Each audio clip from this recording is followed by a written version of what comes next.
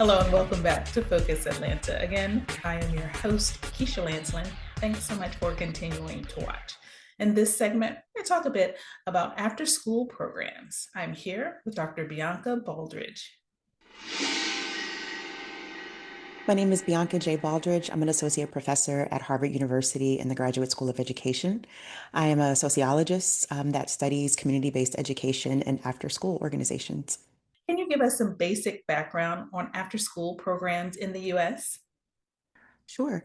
After school programs are so important in the US. There are roughly 10 million children who participate in after school programs, according to the After School Alliance. There are roughly maybe 94% of parents who find that after school programs are essential to their child's development. 87% of parents believe that there should be more public support for after school programs. Um, Parents often believe that after school programs keep their children safe. Um, Programs provide a range of opportunities for students. So from academic development and support, homework help, providing healthy snacks and, nutrition opportunities for physical activity, but then also essential life skills, connections to other peers, connections to positive adults through the staff members who participate in after school programs as well. Can we talk a little bit about the role of federal funding on after school programs? Yeah, so federal funding for after-school programs is really important. The largest portion of funds that come from the federal government are 21st century community learning grants, and those are distributed to states. And so when that was frozen at the beginning of summer, it was extremely uh, nerve-wracking for a lot of organizations who were preparing for summer programming. As you might imagine, parents work throughout the summer, children are home. And so it was really vital that summer programming take place. And so those funds specifically help programs provide meals and snacks for students after school, as well as materials and supplies needed for the programming that they might participate in the summer. So that could be everything from transportation to and from places like city pools, but also to places like museums, but then also just the day-to-day function of the organization, or programs use that money for a lot of different things. And it was just really devastating that the money possibly was not going to be released.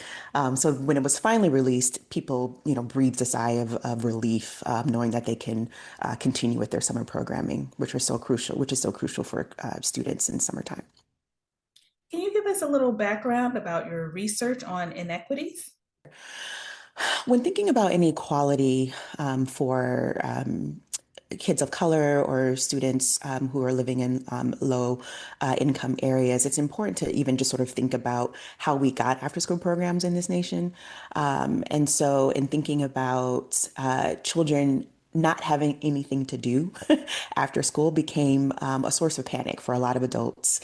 Um, a lot of adults, a lot of politicians feeling like, the period between 3 and 6 is just an opportunity for problems, right? An opportunity for young people to get into trouble. And so those moral panics about all young people, right, especially teenagers, sort of thinking about adolescents and the fear that they would get in trouble, that is often heightened for kids of color in this country. When you add in sort of perceptions around race, around class, and so specifically thinking about Black and Latina young people or young people from low income environments. It's not just that, after school programs are great for all young people. It becomes this narrative about kids of color needing programs because something is inherently wrong with them or that they need to be fixed somehow. And in my research, I refute that, right? I believe that all kids, all young people need the opportunity to explore talents and ideas and their interests, and everyone can benefit from additional support with